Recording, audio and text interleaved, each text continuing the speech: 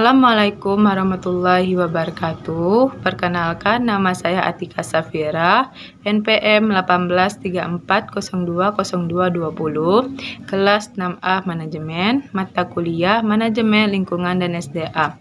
Baiklah, saya akan menjelaskan hasil presentasi saya, peranan sumber daya manusia terhadap sumber daya alam.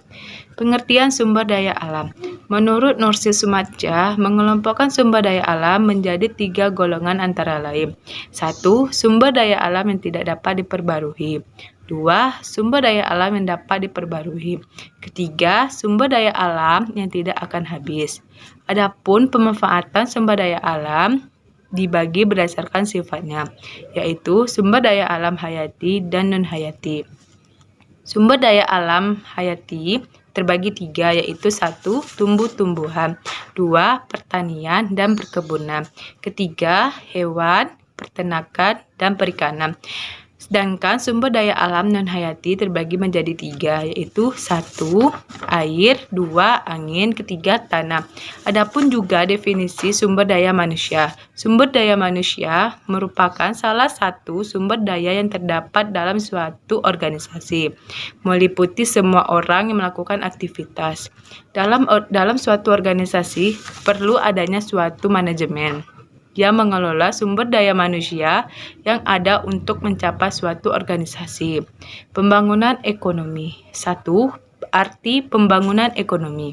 Pembangunan ekonomi adalah kegiatan-kegiatan yang dilakukan suatu negara untuk mengembangkan kegiatan ekonomi dan taraf hidup masyarakatnya.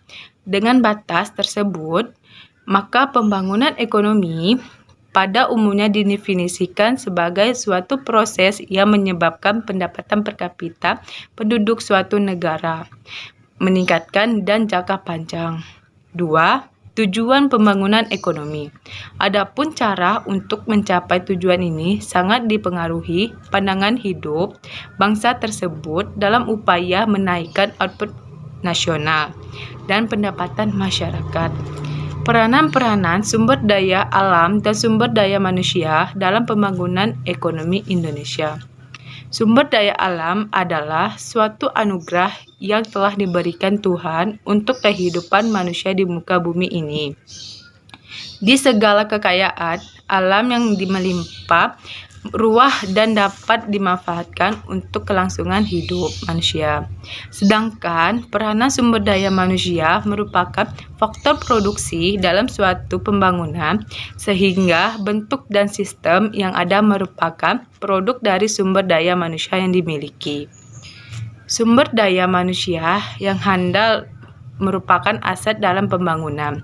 Permasalahannya muncul apabila sumber daya manusia yang dimiliki sangat terbatas dengan kualitasnya sangat rendah.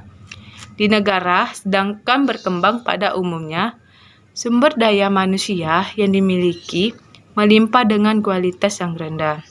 Penyebab rendahnya kualitas sumber daya manusia di Indonesia. Masalah-masalah yang timbul dalam sumber daya manusia antara lain. 1.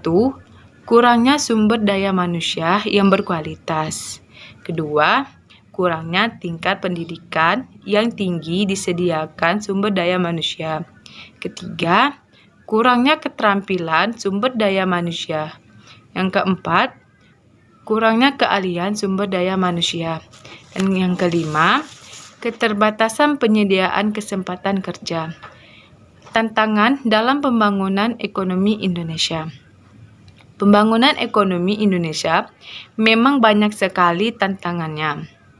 Banyak hal yang perlu dibenahi untuk bisa membangun ekonomi Indonesia yang sejahtera. Kesejahteraan masyarakat yang belum merata pada daerah-daerah di Indonesia. Masyarakat bisa hidup dengan layak karena mereka mempunyai pekerjaan. Lapangan pekerjaan merupakan wahana atau sumber pendapatan bagi masyarakat. Tetapi, masalah lapangan pekerjaan tidak disangka lagi, merupakan salah satu masalah pokok yang dihadapi dalam pembangunan ekonomi Indonesia. Baiklah, itulah hasil presentasi saya yang bisa saya jelaskan.